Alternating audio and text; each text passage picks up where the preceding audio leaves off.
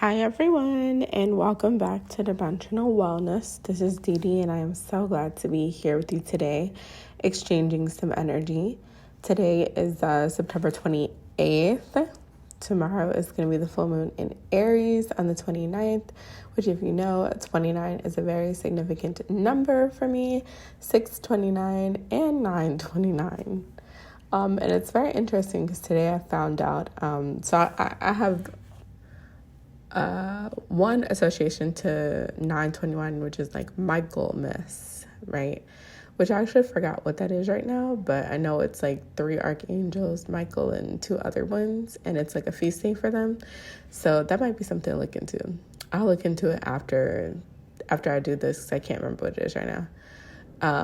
But that was associated also to the full moon in Scorpio on May 8th, 2020, I believe. I would have to go check that too.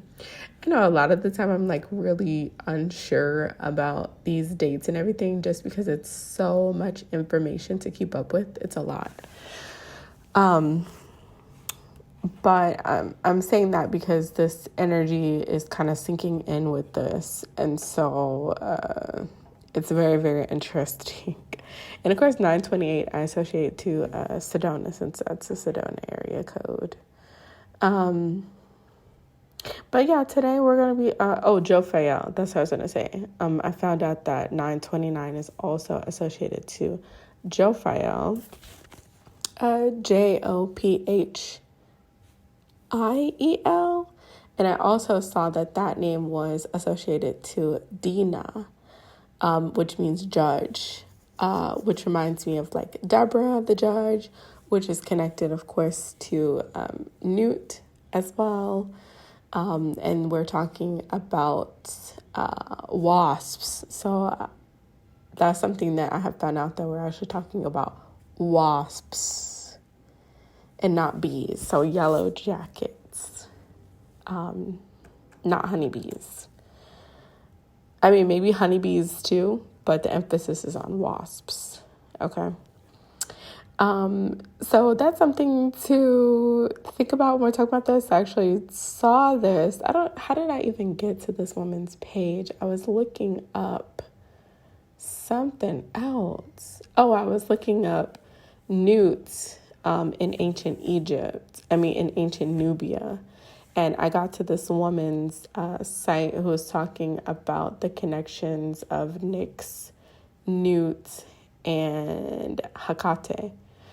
And so she's written some books, and one of her books was talking about the fallen goddess, Jophael, and how she was the first one to fall or something like that. I can't exactly remember, but I'll leave a link when I do the timestamps. I'll leave a link when I find it. And so I was looking into her, this Jophael, and I found out that her feast day is tomorrow, which is the full moon in Aries. So this is going to be a really interesting story time. This is the time that I met the Akashic record keeper. Okay, so I don't remember exactly which year this was. But if I do, I'll put it in the description, but I can't remember exactly which year this was. So just a kind of overview of what was going on around this time. And I'm at home, so you might hear kids and stuff like that. But just an overview of what was going on around this time. So I have a past son loved one who I consider to be one of my guides. And he was like one of the main players at this really pivotal time in my life, which later I would come to realize was also bound to happen in astrology. So I have a specific astrology placement where most people who have this placement leave home between 17 and 19. And that is exactly what happened. And so he was one of my main guides during this time. So during this time period, I kept having dreams that he was coming back to life. And not just coming back to life, but that we were like in the kitchen preparing for him to walk through the doors. And so in this particular dream, I was in his home and I was in his living room and I was yelling about something with my husband. And I was like really upset about something. I can't remember what it was, but I was really upset. And it was like I was upset at my husband about whatever it was, but it was really like this bigger kind of energy that was playing out in life, that I felt like I was in a kind of time loop, like a loop that was really hard to get out of, right? Because, you know, being in the loop is one thing, and then eventually you get to the point where you recognize the loop. And then there's the process of actually getting out of the loop, which is a whole nother process, a whole nother time period. And it can be very difficult to do because, of course, when you have these big old cycles that are going on in life that are repeating themselves, everything in your life has created the cycle. So everything in your life would have to change for you to actually break this cycle, which is why it's really hard. And so I was like walking from the living room to the kitchen, and I was going to go and prepare some food because, like I said, by this time, not in succession, but throughout this time period, I was just having these dreams of being in this loved one's kitchen and preparing food for when he was coming home, when he was coming back to life. And so as I was like yelling and I was on this phone, which was like a really old phone of mine, which I also thought was interesting. So this phone was like a phone that I had not had since high school. I remember it was actually right before I got my Thunderbolt. So whatever year the Thunderbolt came out, is when I had this phone, and it was, I don't even know what type of phone it was. But I had this phone, and that's the phone that I was talking on in my dream. And I was screaming, and, you know, I was just really upset. And I didn't even notice that my loved one was actually the one in the kitchen cooking, because I was so furious and angry about whatever it was. And so on this phone, I was planning to call someone. So my intention was to call someone, like somebody spiritual, you know, like a god or a goddess or something like that. Like I was trying to talk to the God, you know? So my thing was like, let me pull out this phone. I'm going to give them a call. And I remember that, I promise you, like the phone rang and I was 1,000% expecting for someone to pick it up, but it ended up going to voicemail. And so I left a message, and I literally remember being like, this is DeeDee and I'm over here on Earth. And I'm really trying to figure out what's going on because I'm confused. Like all of this stuff doesn't make sense. And like, I need someone to show up to let me know what's going on. Like, cause I'm fed up. And then I heard like on the voice message machine, like, you have 1 more minute. And so I was like, okay, let me wrap this up. So I'm like, come and talk to me. Like, come and talk to me because I'm confused and I don't like being confused. Like, what's the deal? Right. And so I hang up, and then I acknowledge him, and I'm like, hey, I'm like, oh my gosh, when did you get back? So we start talking, and, you know, it's like he was telling me about his travels, and I don't remember the details, but we were exchanging, you know, energy and conversation, and I was just so glad to see him. So then I walked out of the kitchen. I was going out to go and grab something for my children. So it had to be like 2017 or something, because I think I just had 2 at that time. And so I was going outside, and there's like this little white car in the garage. And I remember thinking, like, this car is too small for me to do anything with. I have 2 kids, and it could have been 2018, because maybe no, it wasn't 2018. I'm gonna have to really think about when I had this dream. But anyways, I think that we were on our 3rd kid. So I think could have been like the end of 2017. Could have been the end of 2017, because I was carrying a baby, I believe, at that time. I'm not exactly sure. I can't remember. Or I like newly found out I was pregnant. But anyways, I was like upset because I was like, okay, we manifested the car, and again, it's not big enough. Like, we're expanding and growing like quicker than our manifestations, which is still true to this day, presently. Like, we are expanding faster than the manifestation is arriving. So by the time the manifestation comes it's it's not what we need. It's too late. You know what I'm saying? It's too late. So I was like, I'm not going to focus on it, because at that moment, while I was at the house, I didn't need anything else but this car in that moment.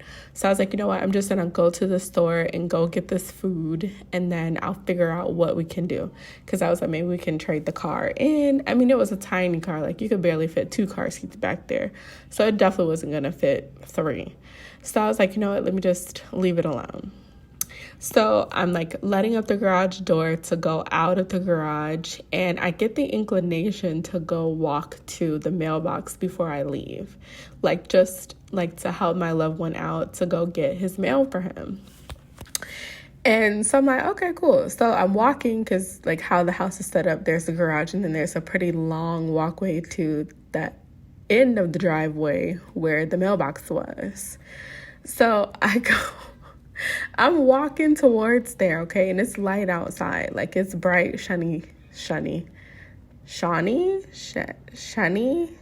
that, I think this is relevant, Shani. I think that's the lord of karma in Hindu tradition. He's like equivalent to Saturn, I believe. Let me just double check that. Shani, right? Yeah. The god of justice, karma, and retribution. He is known as Sani, Shani Dev, Sani, or Shayaputra. That looks kind of not exactly, but okay. So Shani is involved with this, of course, and that'll make sense as I talk about it somewhere. And yeah, he is considered to be connected to Saturn. Okay. So anyways, so I'm going out there and it's sunny outside, okay? And as I'm walking down the driveway, I don't get too far, but as I'm walking down the driveway, I see this man on a bicycle, okay? And so this neighborhood that my loved one lived in is very, very hilly, okay? So it's a lot of hills. And I'm saying that because like I could see him coming up the hill, and he was like in this black kind of top hat situation with this black trench coat kind of situation on, and he stuck out to me, of course, because he's in all black, but he was also riding this bicycle and he wasn't pedaling. So it was like he was just like floating on the bicycle, and he looked like someone that didn't belong on a bicycle. It looked like they belonged like in a stretch limo or something like that.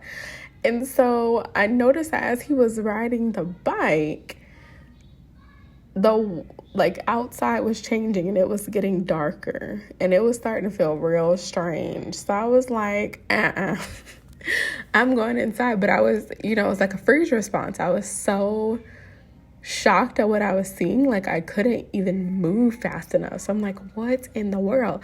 And so I'm like, he better not be coming down this driveway. He better not turn, because I didn't know where he was turning. I didn't know where he was going. But as he was getting closer to the driveway, he was locking eyes with me.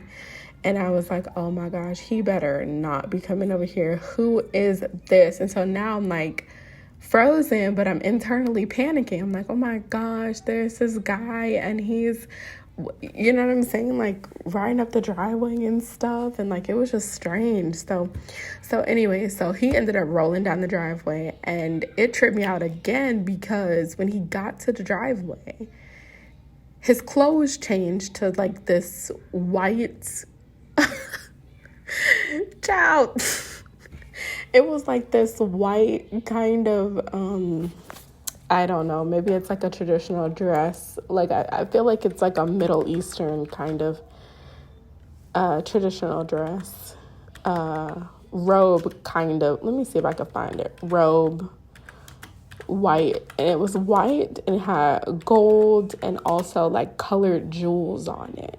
So it was like a white kind of robe, like traditional dress.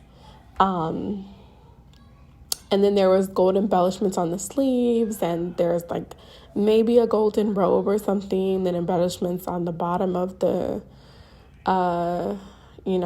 dress situation, and then there were jewels also adorning the gold on the arms and, you know, somewhere else on the dress, but it was a lot of gold, white, and jewels, okay? And his face, I'm not trying to be disrespectful to anyone's culture, but I'm just saying that, like, you know, I knew that he was Indian, from India, because his face was almost like a caricature. Sometimes they have, you know, the statues and the faces are very, very exaggerated. And so his face was like that. It was very exaggerated and it had a very strange type of smile to it.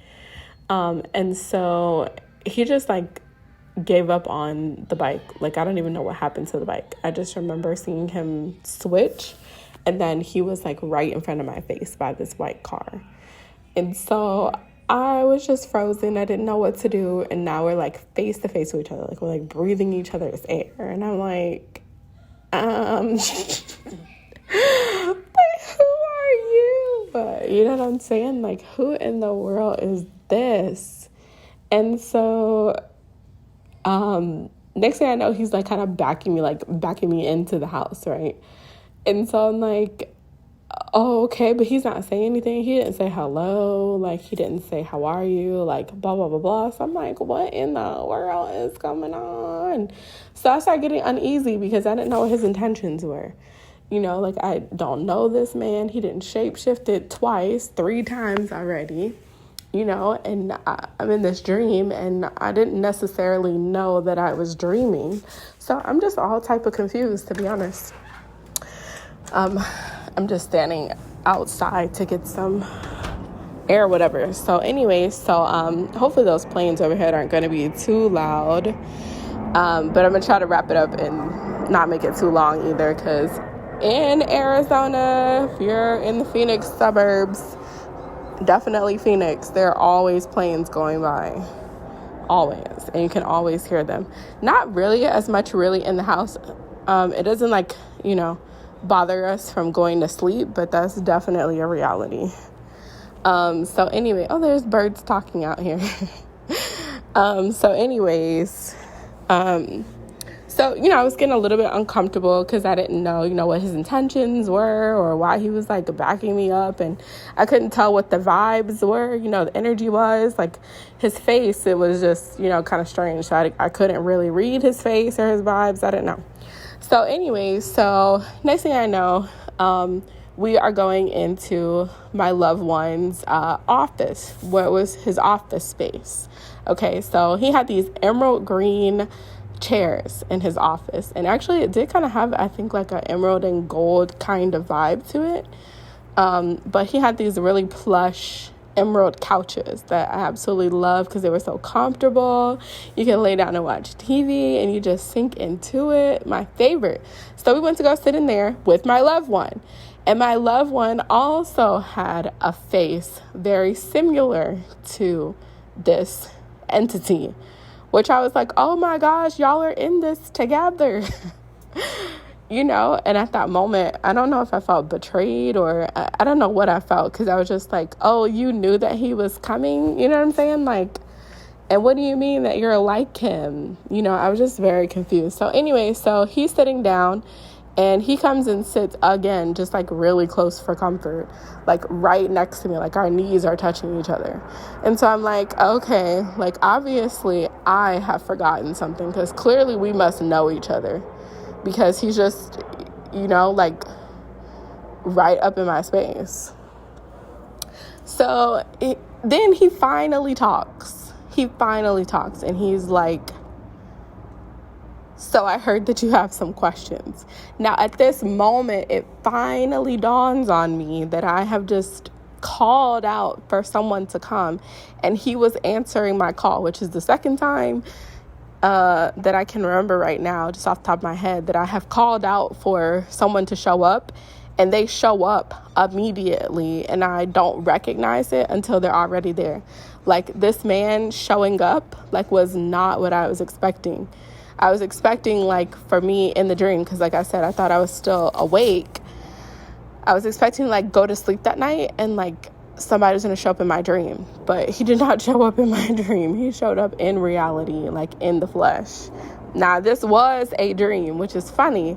So he did show up in my dream, but this was definitely an astral travel experience, because we were like, he was there and I was talking to him. We were having a dialogue and a conversation. It was wild. And at this time, I did not know who he was. Okay, that's the other thing. Like, at this time, like in life, I did not know who this energy was. Okay, but we're going to get to that in a second. Okay, so he's like, I heard you have some questions. You're trying to figure out what's going on. So I'm like, yeah, oh, okay, yes, that's exactly what I'm trying to figure out. And so he was like, okay. So he pulls out this bag, okay?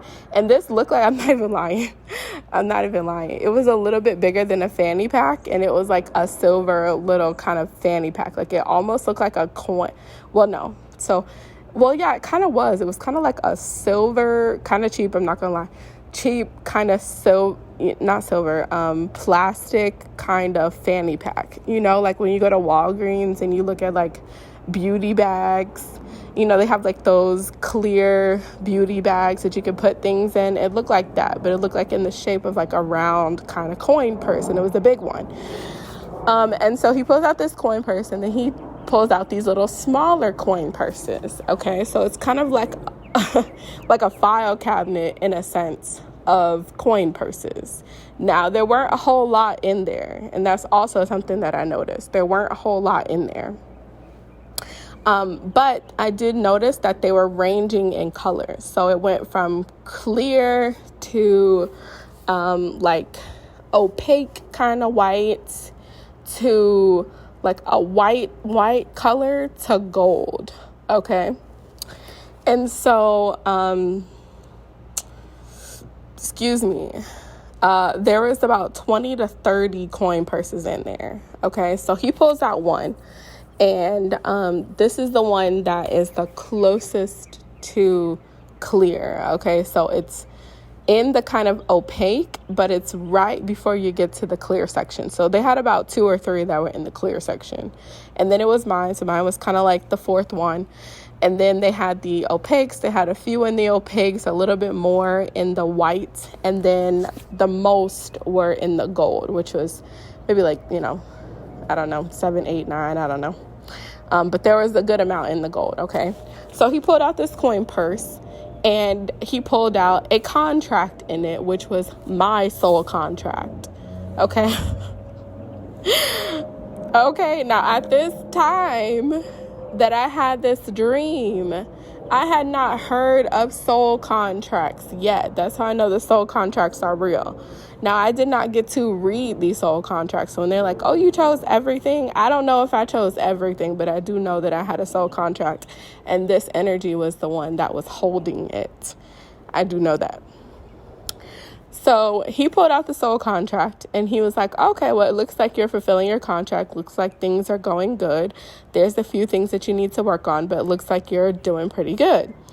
And so I'm like, okay. I'm like, what do you mean you have a contract on me? And so he was like, oh, we'll get to that in a second. And so I'm like, okay. And so then he pulls out the soul contract of another loved one that I have. And this loved one was in the gold section. Okay. So this is the interesting thing, right? Because usually gold is associated to the sun. It's like something that we all want to, strive towards, especially money and stuff like that. But in this segment of it, and I'm going to explain everything in a second. In this segment of these coin purses, gold was actually like being in the red zone. It was actually like a more negative thing. Okay, so you want it to be in the clear, which means that your soul contract is pretty clear, which means that you have, okay, well, we'll get into that. So he was letting me know that a lot of the issues I was having was because this other loved one of mine who is alive, he was alive. This other loved one of mine was not fulfilling his soul contract. That he was not keeping up to his, They got these red ants out here, and I'm not trying to play with them, okay? I'm just not trying to have fun with them. I don't want to party with you, okay? I just don't. Okay, let me go back inside. Okay, so anyways, so he was letting me know that that's why a lot of the things were going very slowly, why it wasn't really working out. And he let me know that even though it would be difficult, that I would still be able to get completely clear and bring in what I needed, but it would be a much longer process because of this. And so I was like, wow, thank you for that. Because, I was like, it could be a whole lot of things and I'm not sure. So I need someone to come run it down for me. So what I understood what he was telling me, because he explained to me the process and what these contracts were. So these were like, let's say like special contracts, okay? And they're contracts, not agreements. Okay, because I'm saying that because that's very particular. So specifically with these contracts, they were a certain amount of people who have these specific contracts, okay? And what these contracts do, it is kind of associated into karma, because everybody, it seems like, who's on this earth plane has some type of physical karma to work out. Now, some people might not have as much as other people, and certain people might not have that much at all, but have opted into bloodlines where you inevitably, are put in a situation where you do have things to work out because you've opted into a certain bloodline, right? But the main reason that he had these specific contracts is because, and this is wild, okay? So this is like I said, this is before I really even knew about contracts. Like possibly I could have heard the term and like maybe had done one, but I feel like it was before I heard about soul contracts though. Because I don't think I heard about soul contracts until like 2018. I'm pretty sure this was before it. I'm pretty sure this was before that. So anyways, these specific contracts were agreements that you weren't going to come. I promise you, this was so wild because I had no clue what he was really talking about when he said it. Like I understood it logically. And I thought at that time I knew what he was talking about. But since then, like now I really know what he's talking about. So these contracts, I'm sorry, but these contracts was an agreement that you are not going to come in and project your will over everything in reality. Okay. And so they had this was kind of like, what do they call it? Like an insurance policy on you, that they would be able to take you out of the game, out of Earth and the astrals and stuff like that if you started to throw your weight around. Okay. So what do I mean by this? There are certain human laws and human ideas that are generally agreed on, okay? That are generally agreed on. And so you're making a promise that just because you have something going on, that you're not going to just shut down the entire Earth game because it's not working out for you. Do you understand what I'm saying? So this is mainly intention. So there are certain ways that you can do things that are like considered to be out of human consciousness, which I personally believe has to do with Mandela effects. But you can't just do certain things in front of all of human consciousness to break the game. Like if somebody just shows up and just like blacks out the sky or something for like 20 years,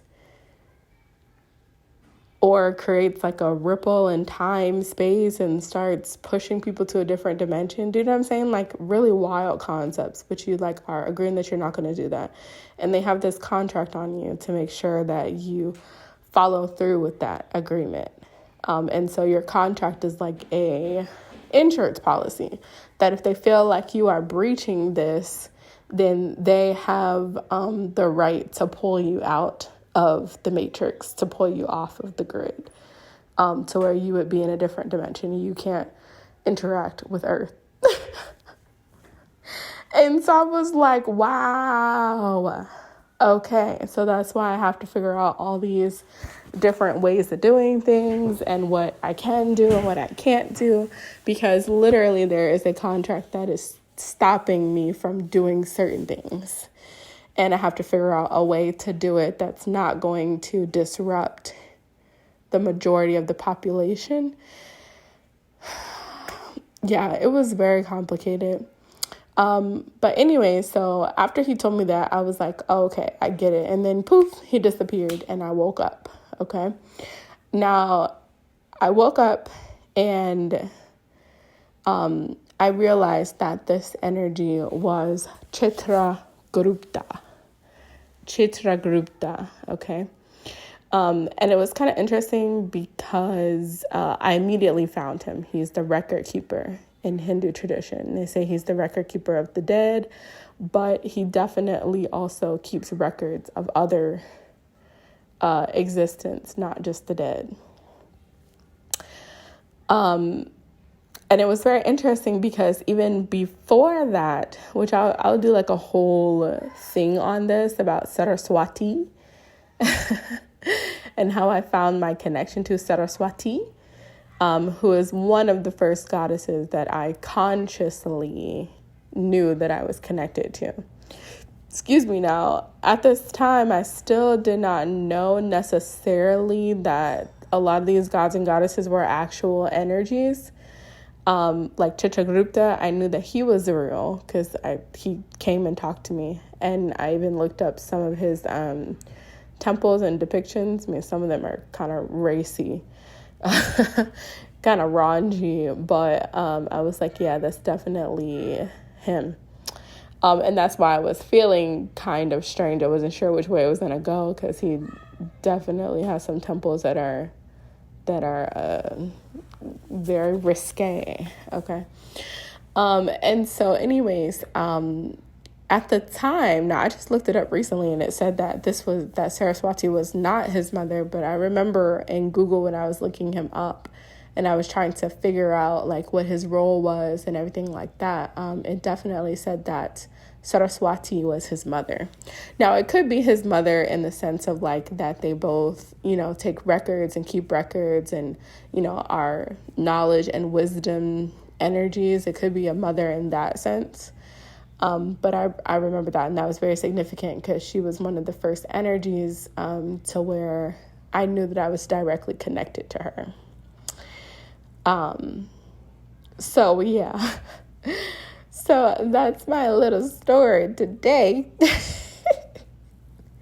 And of course, as always, if you have any questions, comments, anything like that, you can leave them in the comment section below. I'm heavy on commenting. Comment once, twice, 3 times, 6 times, whatever.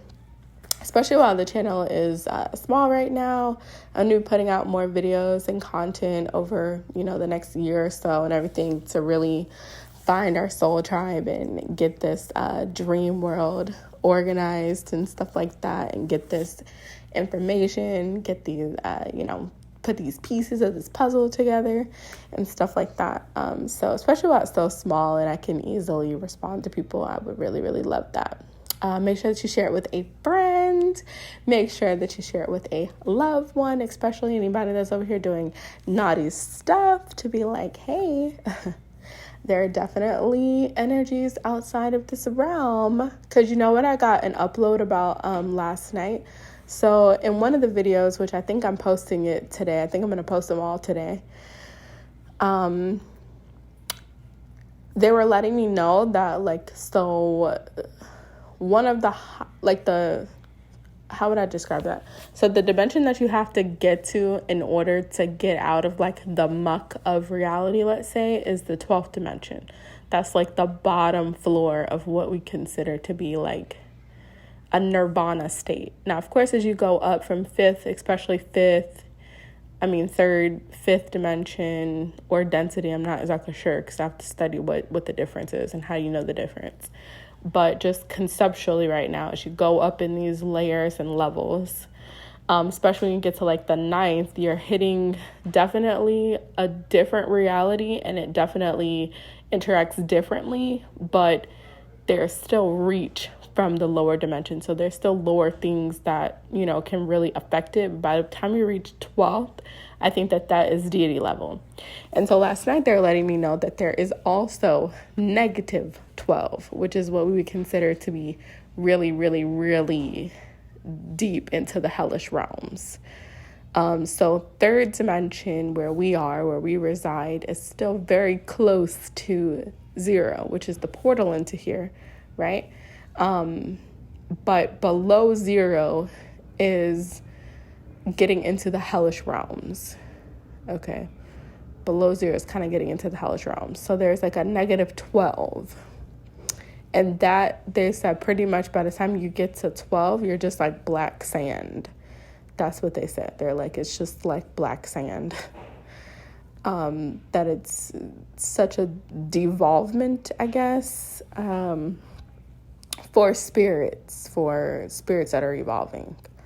Not all black sand is bad, but that was just the thing, you know? So it's like black sand in the 12th, negative 12 dimension, then 0 would be like brown sand, and then in the highest of the, you know, these realms, which would be 12 is like the bottom floor to get to these really, really upper higher states.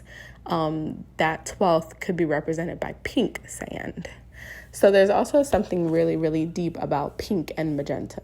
Even though like people will say like, oh, magenta or pink is like almost like a figment of your imagination or something like that, there's actually a really, really deep connection to the color pink or magenta, which probably as time goes on, I'll be able to talk deeper on that. I haven't gotten a whole lot of information about that just yet, but it's definitely in the air. So it'd be like, oh, you don't want to go down to the black sands. You don't want to go to the black sands, so get it together, okay? All right, my friends. Well, this has been fun. Hope you find it interesting. Make sure that you subscribe so you don't miss when I post. There's a lot of things coming up within the next few months. Yeah, make sure that you stick around, and I'll see you guys in the next video.